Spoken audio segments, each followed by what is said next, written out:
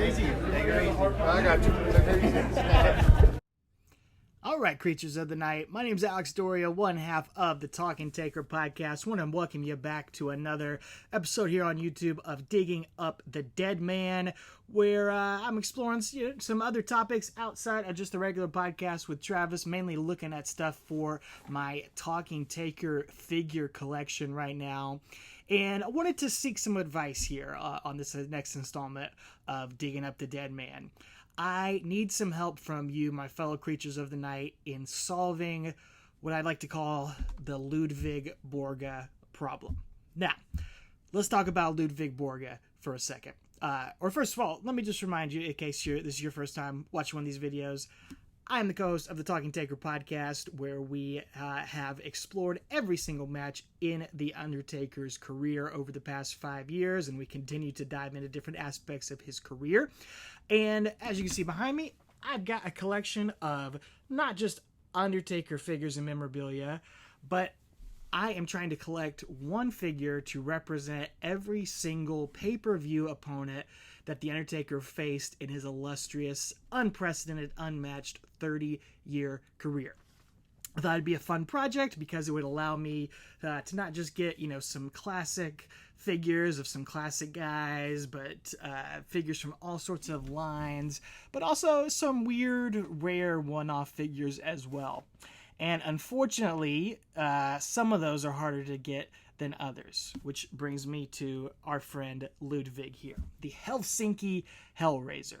Now, I feel like rightfully so, Ludvig Borga doesn't get talked about too much in the year 2022. He is just one of the weirdest missed opportunities, misfire characters in WWE history.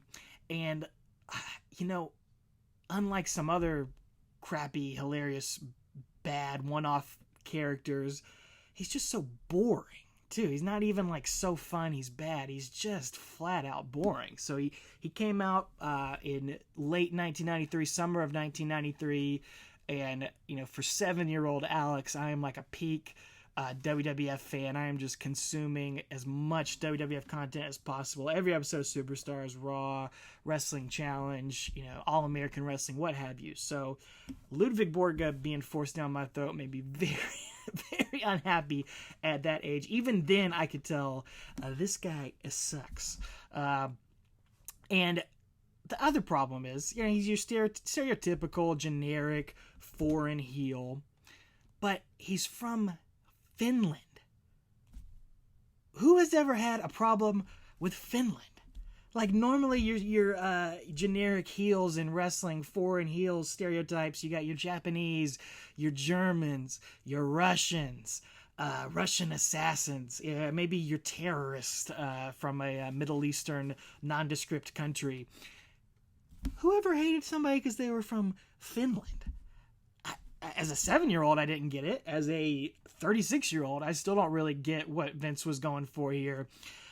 He had, that terrible, boring entrance music, which I guess was like the Finland national anthem. He was boring as all get out in the ring. But you could tell Vince had big plans for him.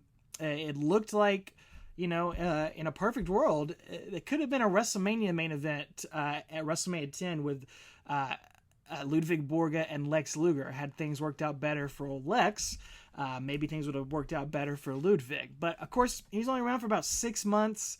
But he did get this infamous Hasbro figure towards the end of the Hasbro line in the Green Card era, despite all that. So you could tell they probably did for sure have some bigger plans in store for old Ludvig here.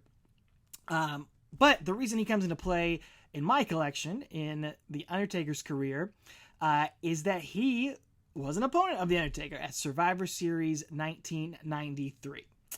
And that's where my problem really begins with Ludvig.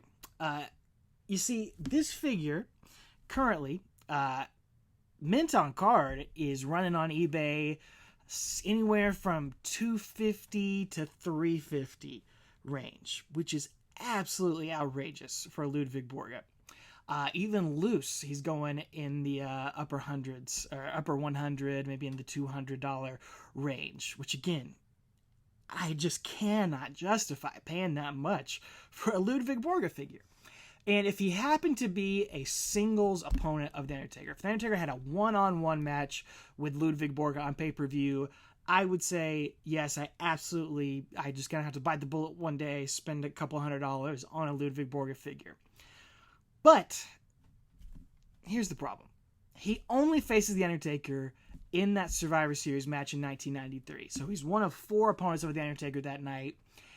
And he literally never even interacts with The Undertaker on that night. In that match, The Undertaker only ever gets tagged in and works with Yokozuna in that match. And they have 5 minutes of just blistering action. It's actually just an awesome segment of action from that match. I just watched it a few months back, actually, and it's really, really cool to see Undertaker and Yokozuna just sprint for 5 minutes and have like a little mini match here. But Undertaker never even technically touches Ludvig Borga. So I really, really, I've already decided I'm not spending $200 on a Ludvig Borga figure, considering he never even touches The Undertaker in their pay-per-view match. So, but I still, to complete my collection, I need something to represent Ludvig Borga here on the shelf.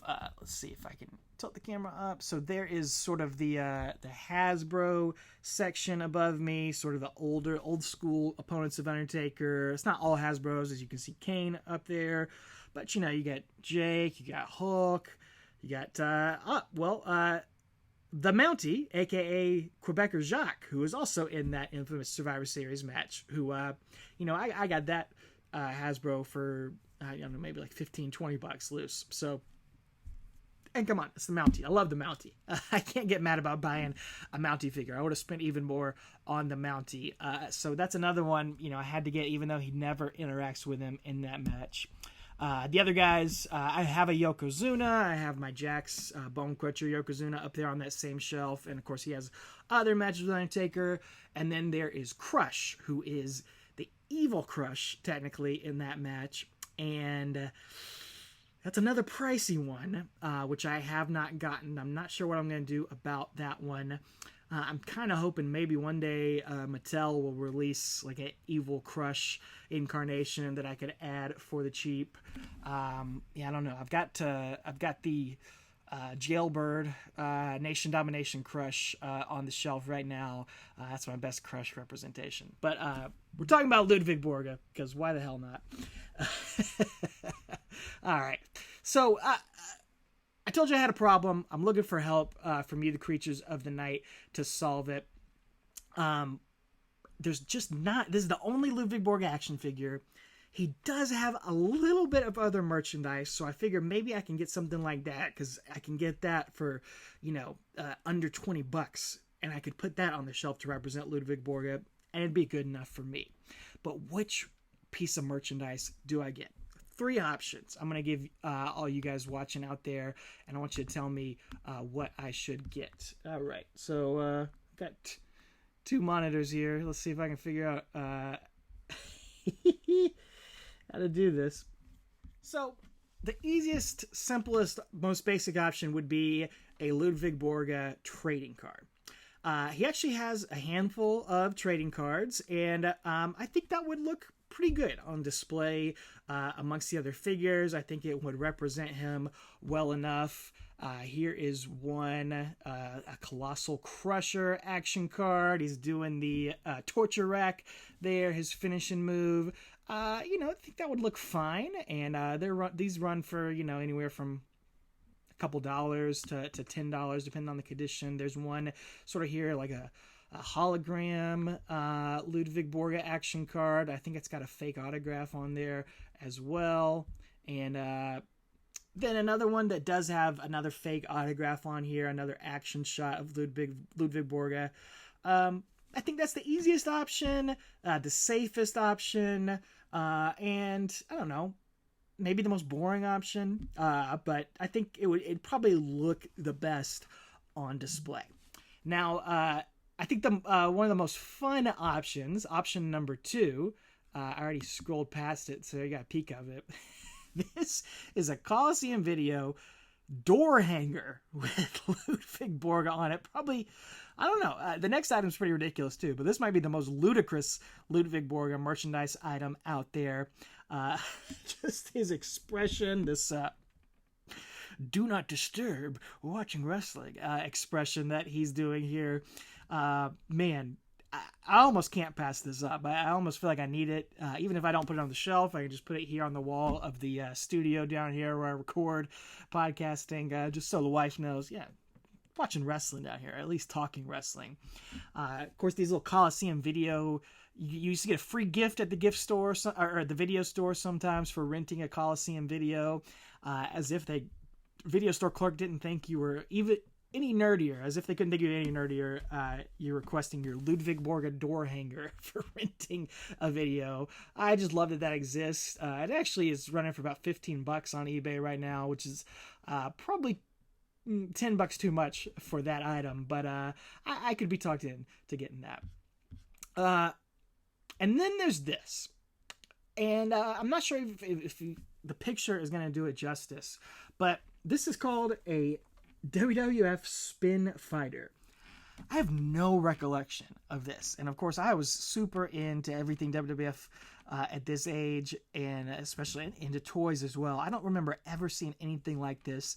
In fact, I can't even quite tell exactly what it is. It says battle them, collect them, trade them, wear them. So maybe it's a ring or a pin or something. Again, I've never seen one of these in person, and I don't really know what you do with it. But it looks like a Pog type item, about that same shape or size. But then I guess you spin it at your opponent and flip it into them. And it's hard to tell because it is sort of, again, another little bit of a hologram image on there. But it's a 2-pack with Lex Luger and Ludvig Borga. So this is, I think, I'm kind of partial to this item because it's the closest to a toy. It's not an action figure, but it's sort of a toy, so it would fit more on the toy shelf. And again, it's just so absurd. Like, almost, how do you pass that up? So yeah, what do you think, Creatures of the Night? How would you solve the Ludvig Borga problem? Should I bite the bullet? Do you want to donate to the Ludvig Borga Figure Fund? Do you have a loose Ludvig Borga figure that you'd be willing to part with for under $100 to add to my collection? Should I go with the trading card, the simple basic option, or the door hanger to put on display behind the figures, or this spin fighter toy to go on the toy shelf? Let me know in the comments. Hit me up at Talking Taker on Twitter, Facebook, and Instagram as well with your thoughts. And eventually I will get one of them and I will open it up in a separate video here on this channel. So go ahead and subscribe. Listen to our latest podcast episode. We just dropped it on February 1st with our buddy Watch Along Tommy, who's got another great YouTube channel, Watch Along Wrestling here on YouTube. You can watch the video of our watch along for Final Four 97. You can listen to it wherever you get your podcast as well. Subscribe, give us a rating, let me know your thoughts, and take her easy.